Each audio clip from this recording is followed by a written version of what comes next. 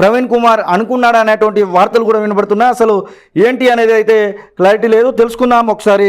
Calls కూడా వస్తున్నాయి. నమస్తే అండి. నమస్తే సార్. లైవ్ చూస్తున్నారా? ఇది ఆర్ఎస్ ప్రవీణ్ కుమార్ గురించి చేస్తున్నారా మీరు? అవును సార్, లైవే చూస్తున్నా. చెప్పండి ఏమనుకుంటున్నారు? ప్రవీణ్ కుమార్ ఇప్పుడు బీఆర్ఎస్లోకి చేరబోతున్నాడు అనేటువంటి వార్త అయితే వస్తుంది.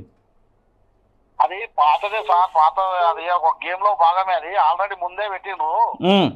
అది ముందు ఎమ్మెల్యే ఎలక్షన్ కంటే ముందే వాళ్ళ ప్లానింగ్ ఉండే. దళిత బంధు ఎప్పుడైతే కేసీఆర్ ఫెయిల్ అయిందో ఇక్కడ ఆర్ఎస్ ప్రవీణ్ కుమార్ మా దళిత ఓట్లు చీలుతాయనే ఈయన సపరేట్ గా నాకు చేర్చి అక్కడ గేమ్ ఆడేది. అక్కడ పోకుండా ఓట్లు ఇక్కడ రావాలని గేమ్ ఆడేది. అది ఫెయిల్ అయింది, బెరిచి కొట్టింది. అంటే బిఎస్పీ పార్టీకి అధ్యక్షుడిగా ప్రవీణ్ కుమార్ కావడానికి కారణం కేసీఆర్ అంటారా మీరు? 100% కేసీఆర్. కేసీఆర్ ఒక డ్రామాలో భాగంగానే కేసీఆర్ బాణం అది రివర్స్ కొట్టింది. తప్పని పరిస్థితిలో మొన్న అలియన్స్ పెట్టుకుందాం అనుకున్నా, కానీ కుదరలే. అది ఇక కొంతలో కొంతనన్నా మెజార్టీ ఇక్కడ 17 స్థానాలు ఇప్పుడు నిలబడుతున్నారు కదా బీఆర్ఎస్. 100% మెజార్టీ కింద కోల్పోతారు వాళ్ళు. మెజార్టీ రావాలంటే ఆర్ఎస్ కుమార్ సార్ లాంటి వాళ్ళు వస్తే మెజార్టీ అన్న వస్తుంది అన్న ఉద్దేశం. అంటే ఇప్పుడు ఆర్ఎస్ ప్రవీణ్ కుమార్ ని బక్రా చేస్తున్నారు కేసీఆర్ అని చెప్తున్నారా, లేదంటే ఆర్ఎస్ ప్రవీణ్ కుమారే తప్పు చేస్తున్నాడు అని చెప్తున్నారా మీరు?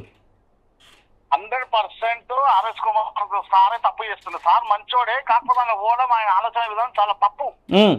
ఆయన ఇప్పుడు ఎట్లా వాడుకుంటారంటే ఎవరు లేరు. ఆయన మరి ఆర్ఎస్ ప్రవీణ్ కుమార్ సార్ వాడుకొని దళితుల ఓట్లు ఏడ్చుకుందామని ప్లాన్ వేస్తుందో అది కుదరదు. అందరూ ఆలోచన విధానం మారిపోయింది.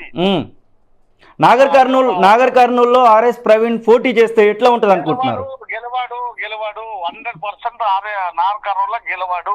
ఓకే, అంటే అక్కడ బీజేపీ అండ్ కాంగ్రెస్ ఉంటది. ఓవరాల్ గా ఎట్లా ఉండబోతుంది అనుకుంటున్నారు? కాంగ్రెస్ ఒకవైపు, బీజేపీ ఒకవైపు. ఇప్పుడు ప్రవీణ్ కుమార్ కూడా బీఆర్ఎస్ లో జాయిన్ అవుతున్నాడు. 8 నుంచి 10 సీట్లు కాంగ్రెస్ ఉంటుంది సార్.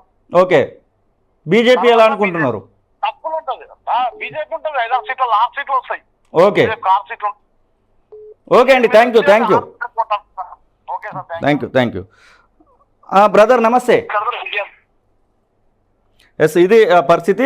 నెంబర్ ఆఫ్ కాల్స్ కూడా మనకు వస్తున్నాయి. అంటే ఆర్ఎస్ ప్రవీణ్ కుమార్ జైనింగ్కు సంబంధించినటువంటి విషయంలో వస్తున్నటువంటి కాల్స్ కానీ మనం ఇక్కడ చూడొచ్చు. నమస్తే అండి. నమస్కారం సార్. చెప్పండి వినబడుతుంది. అవును. ఓకే సార్, చాలా మంచి శుభ పరిణామంగా ఉన్నది బీఆర్ఎస్ లో చేరడానికి. అదేం లేదు, ఆర్ఎస్ ప్రవీణ్ కుమార్ గారు వాళ్ళు చెప్పినటువంటి అడుగుజాడలో బాబాసాహెబ్ గారి యొక్క ప్రపంచమే చూడేసే విధంగా చేశారు. కాబట్టి ఆర్ఎస్ ప్రవీణ్ కుమార్ రావడానికి ముఖ్య కారణం కూడా అది కావచ్చు. అంటే బీఎస్పీ పార్టీకి రాజీనామా చేయడానికి చాలా మంది తప్పు పడుతున్నారు.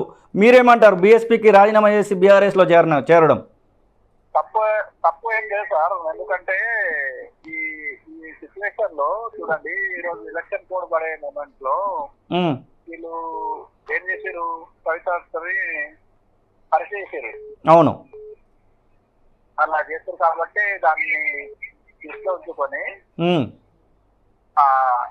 ఇక్కడ బీఎస్పీ అంత ప్రభావం లేదు కాబట్టి కేసీఆర్ కు తోడైతే ఇంకా బాగుంటుందని. ఓవరాల్ గా ఎట్లా ఉండబోతుంది అనుకుంటున్నారు? 17 ఎంపీ స్థానాలలో ఎట్లా ఉండబోతుంది? ఆర్ఎస్ ప్రవీణ్ కుమార్ చేరిన తర్వాత ఏమైనా పెరిగే అవకాశం ఉందా? ఎన్ని సీట్లు గెలిచే అవకాశం కనబడతా ఉంది మీ అంచనా? తప్పకుండా గెలుస్తారు సార్. ఆర్ఎస్ ప్రవీణ్ కుమార్ గారు చేస్తున్నటువంటి అన్ని బాగున్నాయి కాబట్టి బీఆర్ఎస్ కి బలమే చేకూరుతుంది. బీఆర్ఎస్ కి బలమే అంటారు. ఓకే అండి, థ్యాంక్ యూ.